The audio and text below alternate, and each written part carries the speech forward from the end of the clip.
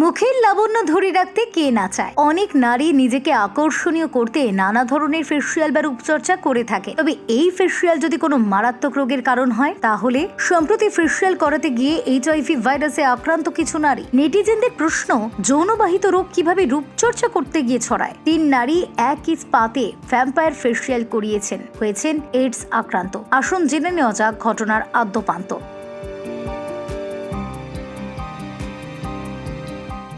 বিশেষ কসমেটিক চিকিৎসকেরা vampire ফেসিয়ালের injection নিয়ে যুক্তরাষ্ট্রে কমপক্ষে 3 জন মহিলা এইডসে আক্রান্ত হয়েছেন। দেশটির দক্ষিণ পশ্চিমাঞ্চলীয় অঙ্গরাজ্য নিউ মেক্সিকোর সবচেয়ে জনবহুল শহর আলবুকার্কে ঘটেছে এই ঘটনা। মার্কিন সরকারের কেন্দ্রীয় রোগ নিয়ন্ত্রক এবং প্রতিরোধ সংস্থা centre for disease control and prevention CDC সম্প্রতি এক বিবৃতিতে বলেছে, এই প্রথমবার কসমেটিক ইনজেকশনের মাধ্যমে এইডস সংক্রমণের তথ্য মিলল।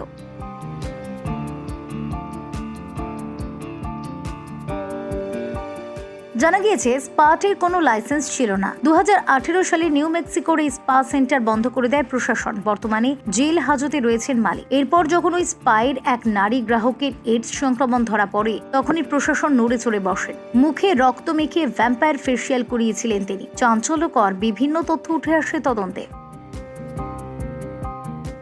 জানা যায়, যে সরঞ্জাম একবারই ব্যবহার করার কথা ছিল, সেই সরঞ্জাম একাধিকবার ব্যবহার করা হয়েছিল স্পাতে। বাদ পড়েনি লেবেলবিহীন রক্তের বোতলও। CDCর তথ্য অনুসারে যে 3 জন নারী এইডসে আক্রান্ত হয়েছেন, তাদের মধ্যে কেউ কখনো অনিরাপদ যৌন সম্পর্কে ছিলেন না, কখনো কোনো এইডস রোগীর রক্ত গ্রহণ করেননি তারা। CDCর নিজস্ব অনুসন্ধানে জানা গিয়েছে, আলবুকার্কের যেসব স্পা ক্লিনিকে PRP বা ভ্যাম্পায়ার ফেসিয়ালের ইনজেকশন নিয়েছিলেন তারা, সেখানকার ইনজেকশনের সূচগুলি সঠিকভাবে জীবাণুমুক্ত করা হয়নি, আর তার ফলে সংক্রমণ ছড়ায়।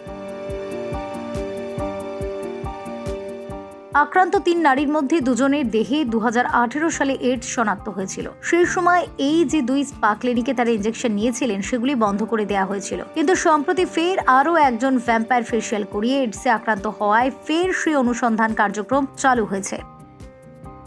ভ্যাম্পায়ার ফেসিয়ালের সাহায্যে ত্বকের বলিরেখা, ওপেন পোর্স, ব্রণ কিংবা মেছিতার দাগ সবই দূর করা যায়। তবে এই ফেসিয়াল করাতে গেলে প্রথমে গ্রহীতার শরীর থেকে সংগ্রহ করতে হয় বেশ খানিকটা রক্ত। তারপর সেখান থেকে প্লাজমা আলাদা করা হয়। এরপর ত্বকের ওপরের স্তরে সেই তরল প্রবেশ করানো হয় ইনজেকশনের মাধ্যমে। এতে তাড়াতাড়ি তৈরি হয় নতুন কোষ। পুরনো ক্ষত সারাতে বেড়ে যায় ত্বকের নিজস্ব প্রোটিন অর্থাৎ কোলাজেন উৎপাদনও।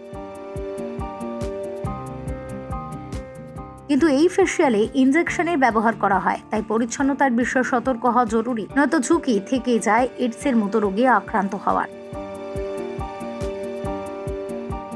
ব্যুরো রিপোর্ট, নবীন নিউজ।